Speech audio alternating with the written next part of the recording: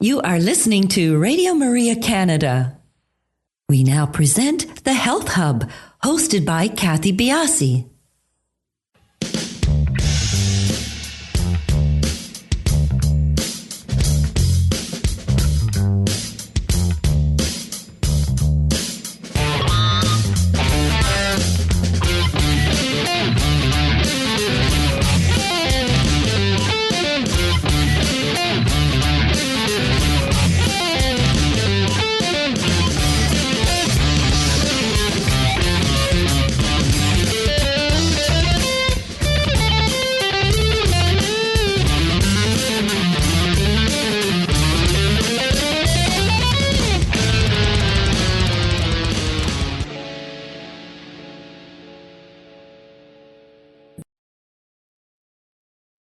Welcome to the Health Hub on Radio Maria Canada, exploring cutting-edge health and wellness information and therapies, helping you to take your health to the next level.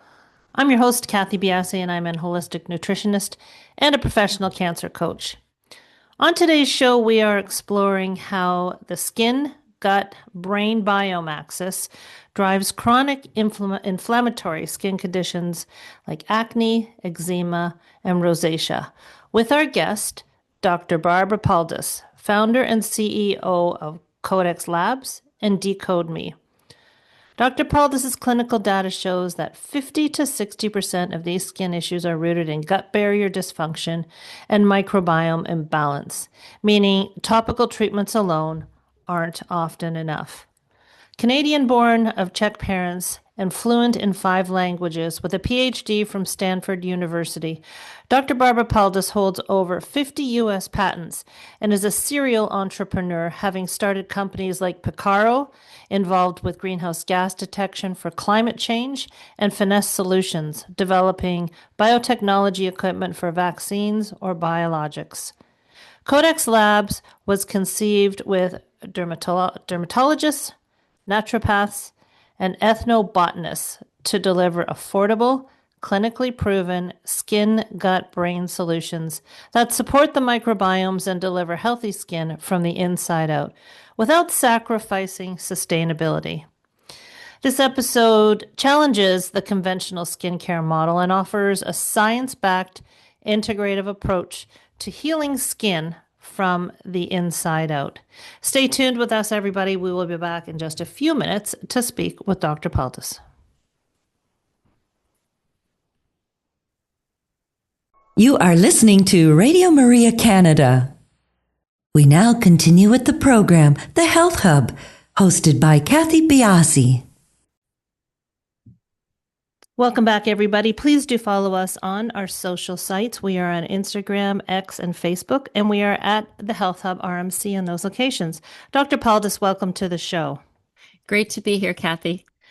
We talk so much on the show about gut health and its impact on systemic health. This area of skincare is really burgeoning, as far as I can see. I'm sure, as a scientist and someone involved in this, it must be old hat right now, as far as you're concerned. But coming to market with all of these products that I've seen lately, I think it's really important that skin, people understand that skin is a part of our health, and you're bringing this center stage. And when we talk about the skin, gut, brain biome axis, what are we actually talking about mechanically? Not the idea behind it and what it's supposed to do, but why inflammation is the common thread amongst all of them. So basically, the skin, gut, brain biome axis is something that we want people to be aware of, that your skin is in communication either through the microbiome or through the immune system with your gut, which has its own gut microbiome, which also the gut modulates the immune system probably far more than we're giving it credit for. And that's still an area of very active research. And then obviously the brain and hormones have another effect on this. And even hormones like cortisol, for example, can drive inflammation. Then there's basically the HPA axis, which is the part, the pituitary system and the hepatic system. So there's the liver. So everything is interconnected in the body. And then we're discovering that there are more and more microbiomes, like most people are familiar with the gut microbiome. They may be aware that there's a skin microbiome, but we also have a microbiome in our lungs. And recently, they've actually discovered we have even a microbiome in our brain. Now, is there a reflection of the gut throughout these microbiomes? Are they sister guts? Are they if you can establish the sort of formulation or the makeup of the skin, is it a reflection of the gut or is it completely different? So there are definitely species. So I would say if we look at the gut microbiome first, it's dominated by bacterial groups like Bacteroidetes and Firmicutes and small amounts of actinobacteria like Bifidobacteria and Proteobacteria. These are microbes that are more geared towards fermenting dietary fibers into short chain fatty acids like butyrate, acetate, and propionate, which then fuel the colon cells and strengthen the gut barrier. And this modulates our immune response. The gut microbiome is incredibly diverse and balanced. And that's the goal, as we were talking about when we first started, to lower the systemic inflammation and improve metabolic control and healthier skin because of the inflammation pathway from the gut. But on the skin, there's also the skin microbiome is much less diverse because when you think about the gut, it's well protected, right? It's a body temperature. It's not exposed to UV from the sun. It's not exposed to cold weather. It's not exposed to other elements and allergens. So our skin microbiome is less diverse. It's dominated by species like S. epidermidis or Cutibacterium acnes. So we don't typically have acne bacteria in our gut. So it's a different ecosystem.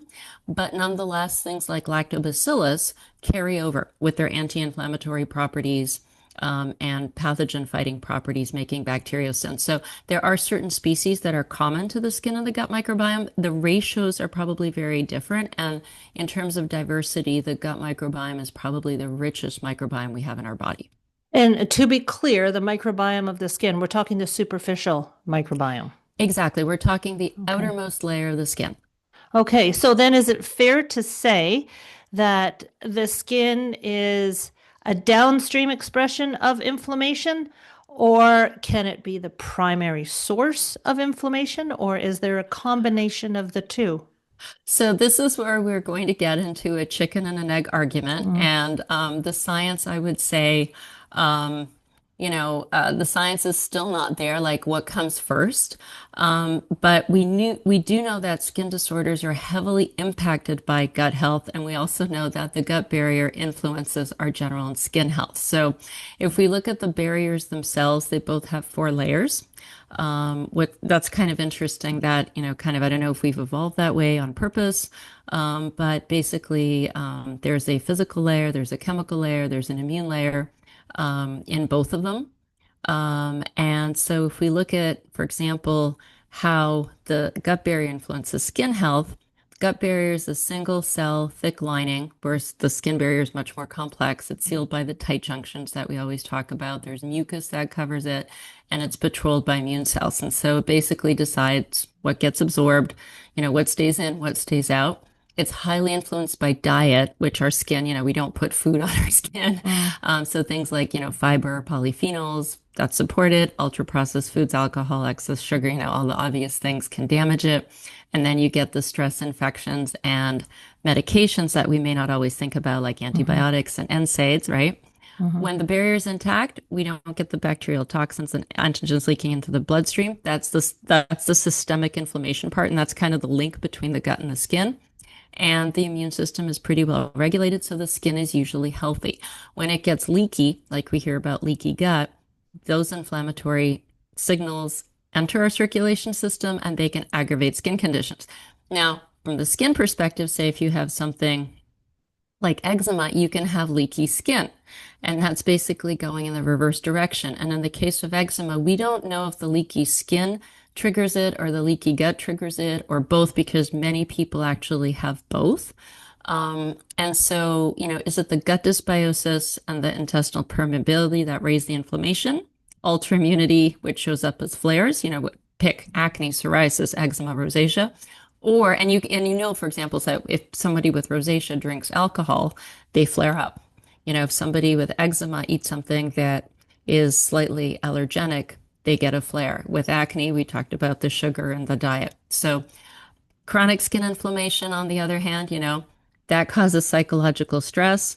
That increases cortisol levels. There's the skin inflammation itself that's sending signals to your immune system. Certain topical or systemic treatments like long-term antibiotics, for example, can feed back and disrupt the skin microbiome, which then feeds back to the immune system. And so I would say, we don't know. Honestly, the answer is it's a chicken and an egg. It's a loop, and it's not a one-way street. So if we look at the skin as a signal, if we look through that lens, is this signaling us if there's a skin issue on the skin issue being dealt with? Would you consider it an immune overload? Would you consider it a gut barrier failure, an imbalance of the nervous system, or is it a combination of everything and, we're doing our best to handle it sort of deal? Honestly, it's a combination of everything. And eczema is a good example because there we know that the skin barrier is compromised and oftentimes the gut barrier is compromised. So, for example, 20% of people who have IBD also have a skin disease like eczema. And many people with eczema have Crohn's. And so I would say what we do know is we can now rebuild the skin barrier with an amino acid called L-histidine. And what we see is that the eczema will improve, but it'll improve to a certain point. And then if you have to go fix the gut. So if you truly want to get full clearance, you usually start with the skin barrier because it's easier and you can see that faster. And then if it plateaus, then you have to also fix the gut. And you can then do a gut test like a microbiome test or leaky gut test to see, is the calprotectin elevated? Is there inflammation in the gut? Is the gut leaking? That would be like a lactulose mannitol, ideally, or a zonulin test. So you can see, okay, do I need to improve the tight junctions? Do I need to restore gut dysbiosis? Are they missing keystone species like bifidobacteria, or Akkermansia or lactobacillus? Can I help that with a probiotic. So eczema is kind of a tiered protocol, like first fix the skin, then when the skin's doing better, but it plateaus, go fix the gut, see how much it improves, then maybe go back to the skin to see if something changed again. And it's a loop. Again, it's a loop. Is there a genetic component to this? Because, many people are really trying hard and they are exploring these avenues. So for people that are suffering, they may know about this connection and are trying. But is there a genetic component that just belies everything? We don't know. So again, the honest answer is we don't know. So for example, with eczema, we do know that there is a gene called filaggrin. Filaggrin is basically involved in creating the skin barrier protein. It basically is the protein that makes the skin cells nice and large, and therefore they can compact tightly together. And then filaggrin is also broken down into natural moisturization factor. So you can kind of see how those two are really important for having a good skin barrier. And so people with eczema, we know have about 40% of them have fewer copies of this gene. So they don't produce as much filaggrin. So that's why supplementing them with this L-histidine amino acid is really important to make sure that the copies of the genes they do have can work full time to produce as much of the profilaggrin and filaggrin as possible. Because if they're missing the raw materials, then they are, in a bad place. So daily supplementation has definitely been found to significantly decrease eczema severity. So there's definitely a genetic component there. In some other conditions like rosacea and acne, for example, we see there's an inflammatory genetic component. And so, for example, these people may not process vitamin A as well, which is why supplementation and retinols work really well because they're basically making up for the fact that their absorption and metabolism of vitamin A is compromised. So they're not getting all the benefits of vitamin A from their diet, for example. So it depends on the skin condition. Psoriasis is still very poorly understood, for example. There's many different kinds of psoriasis, and so we still don't fully understand the inflammatory cycle there. I think eczema is more well known. Acne, we have a pretty good idea.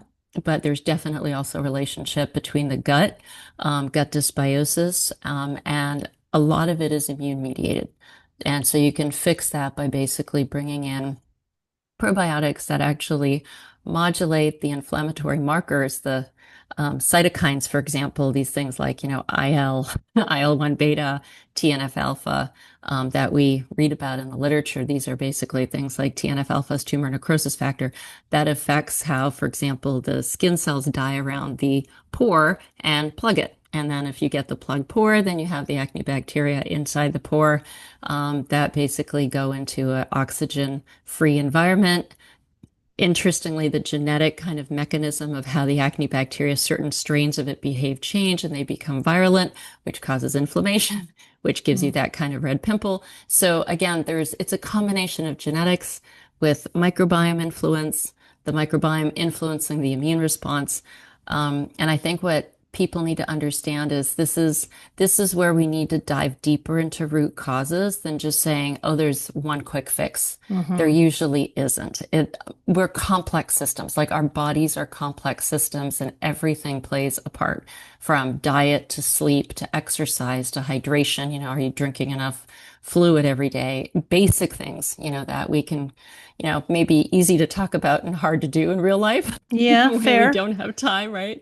But also, too, I think many people that are suffering with skin conditions, it's not an easy fix. And they've tried a lot of the easy fixes. They've tried going down some of the pathways of clean your face. Yeah, I hear that often. Acne isn't a measure of dirty skin.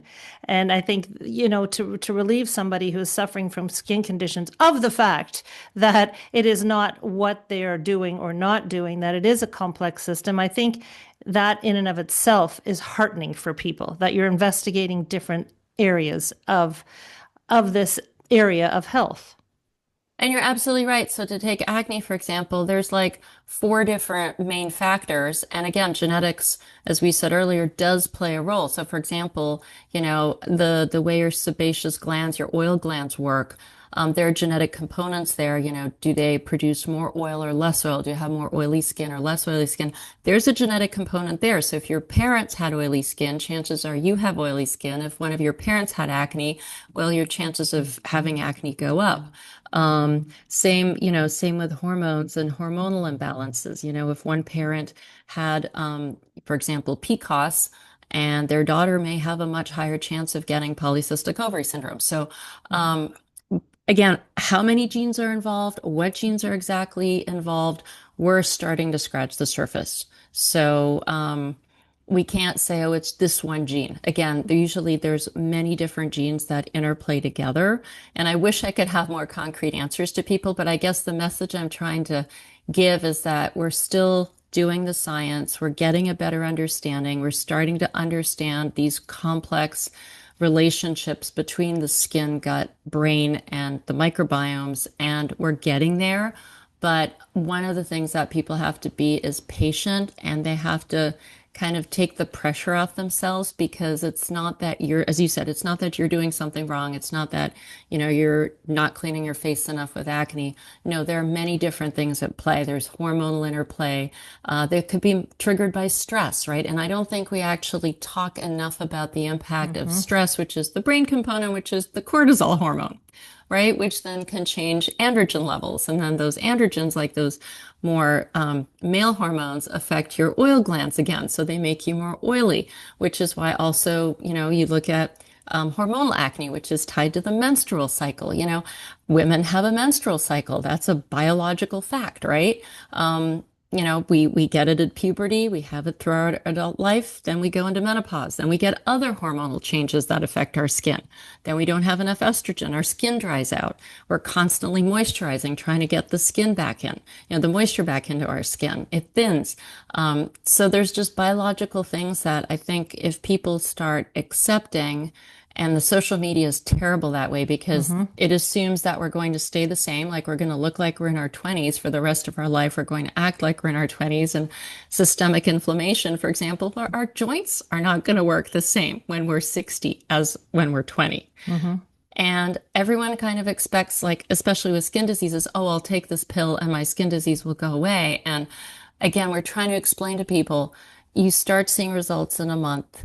You'll see better results in 2 months. It can take 4 to 6 months sometimes with a skin condition. So patience and not beating yourself up is really, really important. And understanding that you might improve, you might regress, then you might improve more. And it's not a linear function oftentimes because of factors like stress or diet or the holidays come in and you eat a lot of sugar and you have another flare up or breakout. So it's a journey. And what I want to get into here, I'm going to throw this out, even though we're getting close to the end of this segment. I mean, from baby to menopausal, well, we'll talk about women, but as we age, as with all other health areas, it's becoming very, very common now. We have to keep on top of things, especially for women whose hormones change so dramatically throughout our life. Skin health is something that continually needs to be nourished, does it not? Because we can get adult acne, we can get rosacea in our 40s and 50s, and it can be shocking to some people. But our skin health does need to be cultivated as with the rest of our health, does it not? Absolutely. And not overdoing it is part of that. You don't need a 13-step routine. And a lot of people now, what I'm seeing compared to 20 years ago, when I was basically in my, late 20s, early 30s, think that more is better and earlier is better. And less is actually more because of that skin microbiome that we started talking about. The last thing you want to do is strip that. You don't want to strip your gut microbiome. You don't want to strip your skin microbiome because that's what protects you from infections.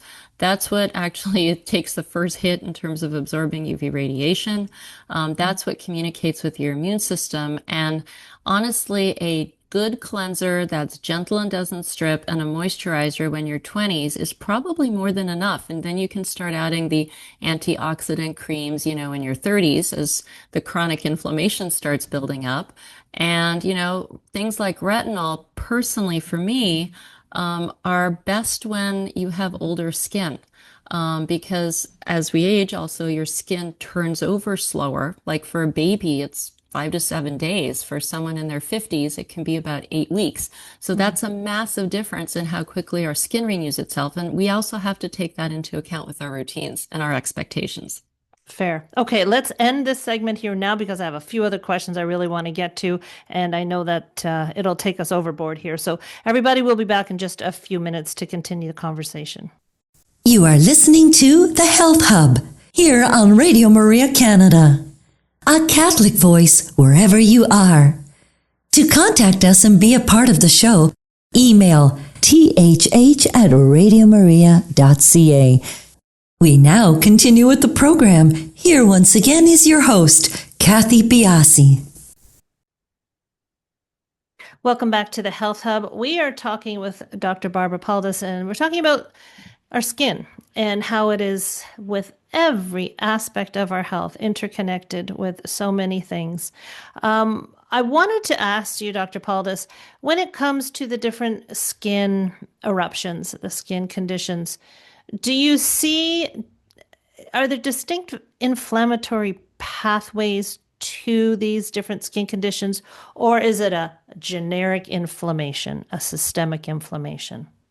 So they're very different. So for example, and I maybe should couch that, for example, acne and rosacea, we found common inflammatory markers, but acne and eczema, for example, are completely different.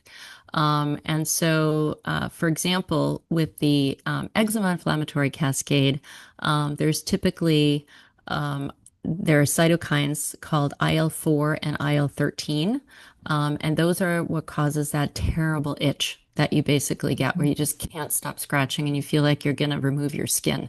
And there's also IL-31, whereas in acne, it's more what's mediated by the acne, the acne bacteria when it's stuck in that clogged pore. It's IL-6, IL-8, and TNF alpha or IL-1A. And so you can see the numbers are different. It's like 4, 13, 31 versus 6, 8, and this tumor necrosis factor alpha and some IL-1A or IL-1B. And so And for example, psoriasis, I think it's IL-23 and IL-17. So you can see they're completely different inflammatory markers that come up in these diseases. And so the way you address them is actually different. The way you calm them down is different. The way you address them through the gut is also different. And then there are different probiotic species that have different effects. So, there's general anti-inflammatory probiotics like lactobacillus that we put into all of our probiotics. But then there's other things that are completely different. So, for example, our acne probiotic will be completely different in terms of the active species to change that inflammatory response than the eczema probiotic, for example. And we're still working on the psoriasis probiotic because we're still not sure of all the inflammatory markers from the research. The research just isn't quite there. But then there's, things that overlap like this lactobacillus. Do we need to be the big we? Do dermatological appointments need to be more in depth? Because a lot of people come away with topical treatments to address symptoms. But do you think we need to push for a little bit more investigation into areas such as inflammatory markers, or is this not something that you find appropriate? So that's an excellent question because our modern medical system has become almost like this machine where you go in, you have 15 minutes with a specialist, if you're lucky, maybe 30 minutes. It's impossible for that poor doctor to basically really get to know you, understand, all the factors from lifestyle, diet, stress, etc. In medical school, there's very little, for example, that a dermatologist is taught about nutrition or the importance of nutrition.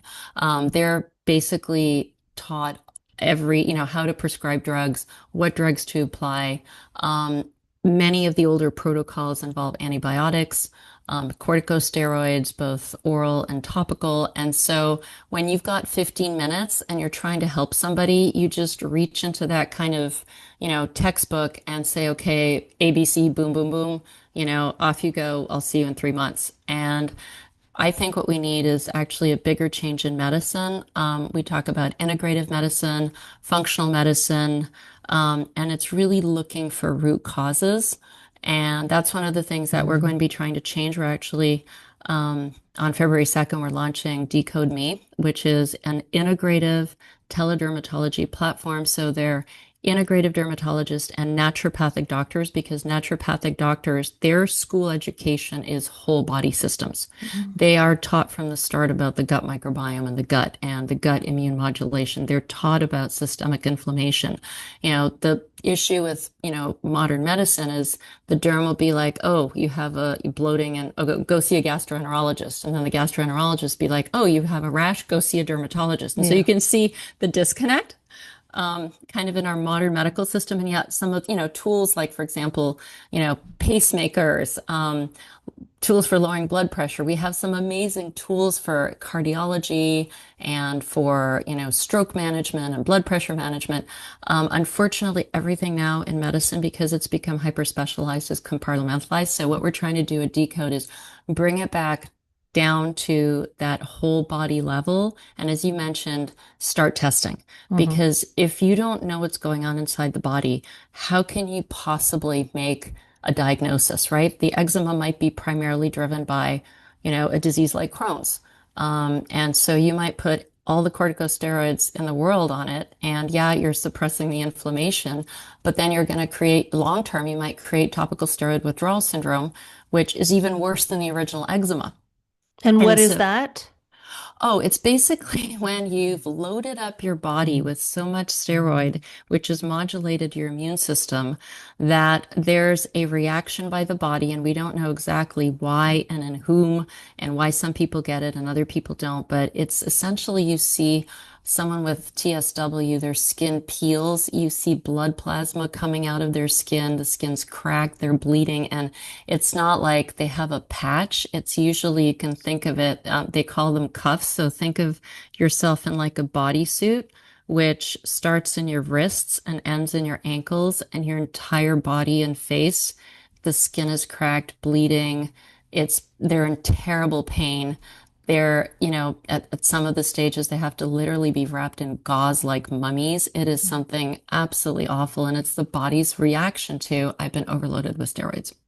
Well, and to pull it back from the responsibility completely on the dermatologist and dermatological processes, um, when it comes to skin conditions, skin aggravations, rashes, we talked a bit off air about babies' rashes and things like that.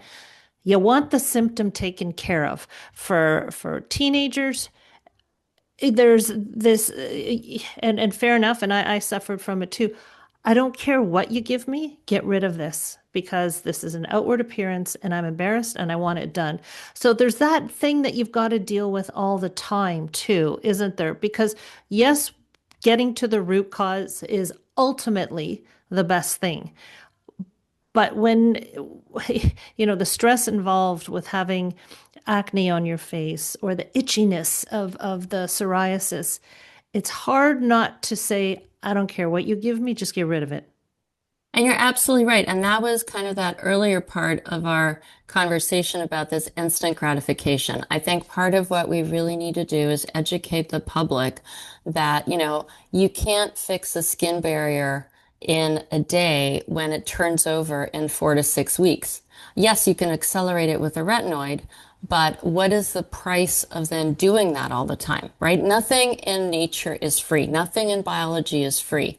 You get something or you accelerate something, well, you pay for it at the back end. And I think we need to start taking a little bit more of a longer term perspective. And trust me, I know like my son has gone through eczema and acne and the confidence issues, the anxiety issues, the not Yeah. wanting to be seen in public issues, the stress with skin conditions is enormous. So I'm absolutely, I want to acknowledge that, I understand. And the parent who wants to help their child and feels Mhm. helpless, you want that quick fix, but sometimes going slower at the start to understand what's driving it makes you go faster in the long term because you actually fix what's driving it. Mhm. And so that's one of the things we're trying to explain to patients. And also, as you start getting data from tests like gut microbiome tests or hormone tests, for example, you might feel perfectly fine. And then you find out, like, I was always like, oh, I'm fine, I'm fine, I'm fine. And then as we were testing the platform,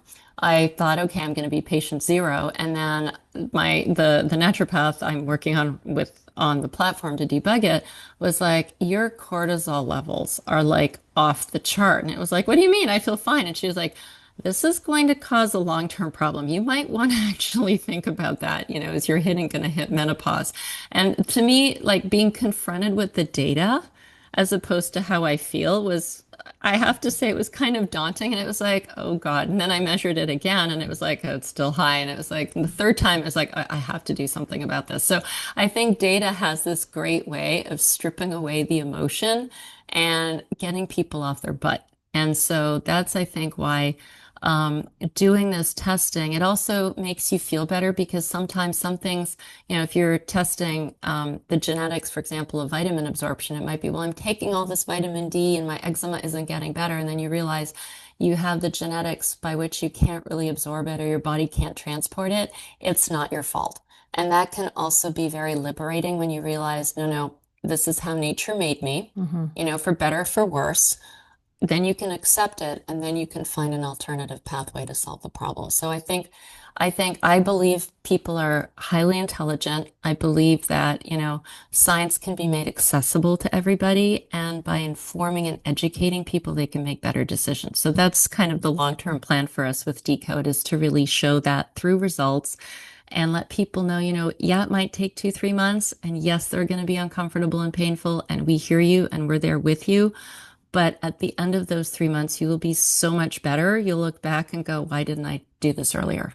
And testing is also becoming a lot more patient forward. It's not so restrictive and so expensive. A lot of the testing, is it does cost here in Canada. A lot of the testing can cost money, but I see more and more testing that people can go to directly as opposed to having go through. And I think that, once people understand that it's more commonplace to get these tests done, all the better. even if you have to go into a deeper dive with a professional that you're working with. With Codex Labs, with your products, maybe we'll go into some of that now. Are you doing a combination of topical as well as supplemental, or are you one way or another? So we're doing both because what we realized was if you look at any skin condition, and this is maybe an overgeneralization, but roughly 60% can be improved, kind of 50 to 60% through the gut, and the other 40% through the topical. So both are actually important. You need both. So for example, for our eczema, we have the L-histidine supplement to rebuild the skin barrier with that fundamental amino acid because we can't do that from the surface.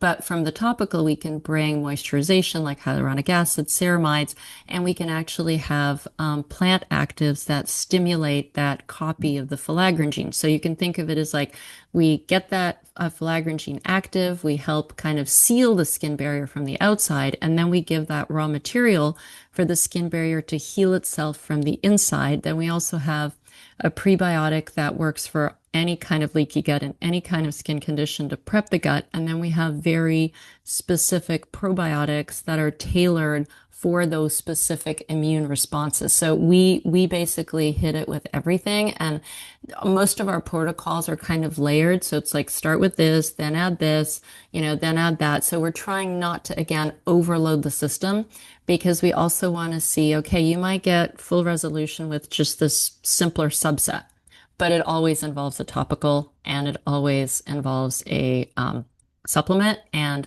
I would say in terms of the topicals, again, we try to limit it because we don't want to, affect that microbiome. We don't want to strip the microbiome. So there's usually a gentle cleanser and then a treatment cream or moisturizer that's built into the treatment cream.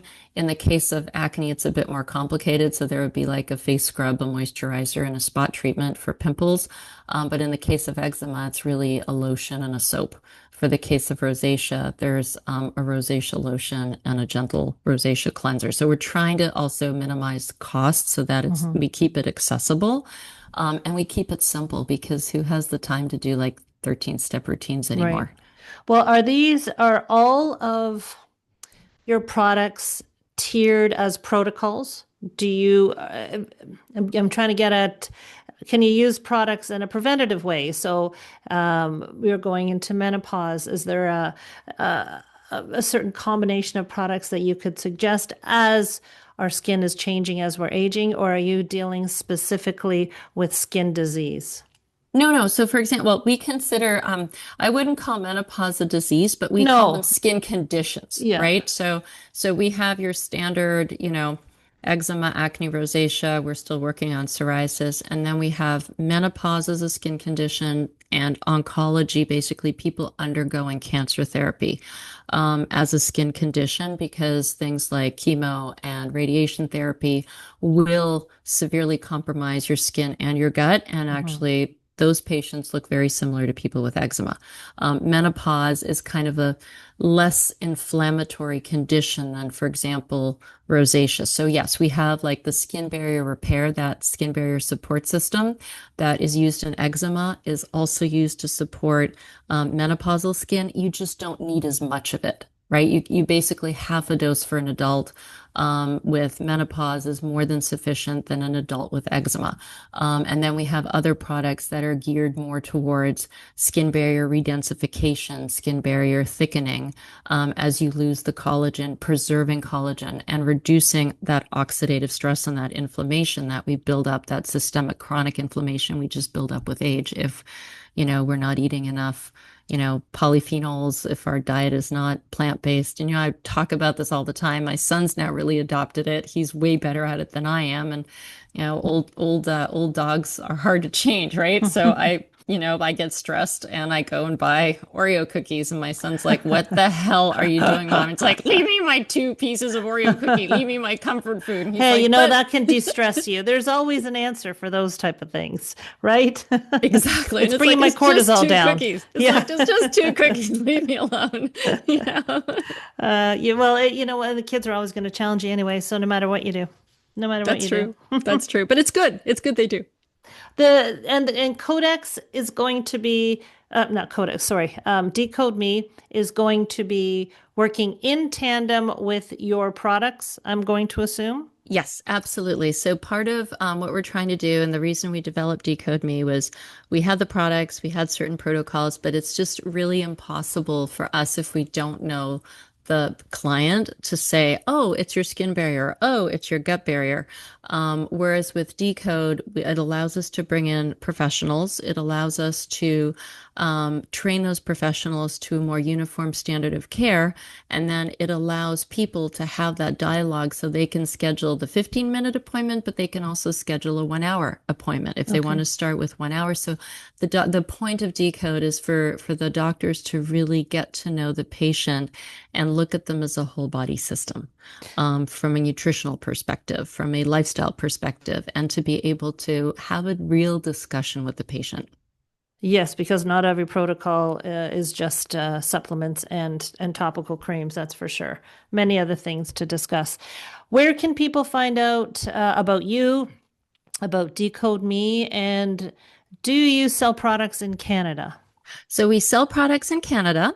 We basically, our website ships to Canada. Okay. Decode Me will start in the United States, but I hope by the end of this year, it will also be available in Canada. There's amazing naturopathic doctors in Canada. And in fact, our main naturopath advisor who works with us is based in Toronto. So we're trying to figure that out. We have another amazing naturopath in Vancouver. codexlabscorp.com. And there's a Canadian, you just go where there's a little flag and you go down to Canada. And then if people just want to check out and learn more about Decode Me, it's www.decode-me.com. And people can at least start learning about, what is integrative medicine? How is it different from, conventional medicine? What kind of tests, can actually help you understand what's going on with your gut, with your metabolism, with your neurotransmitters, hormone balance. So you can start looking at, what would I be testing myself for? And you can start getting educated, because I think education, that's the 80% of the way. Once you're educated and informed, then you can start, really taking care of yourself. And that's exactly why we had you on today. It was a great show, very, very informative. You're a wonderful, wonderful guest, very easy to chat, so easy to talk to. So thank you very much for joining us. All of the connections, social media will be in the show notes. So if you can either contact us directly if you need any questions answered, or in the show notes, you'll be able to find out, I think, what you need. But Dr. Paldus, thank you so much for joining us today. It was great to have you. Thank you so much, Cathy. A real pleasure. Everybody, we'll talk to you next week on The Health Hub.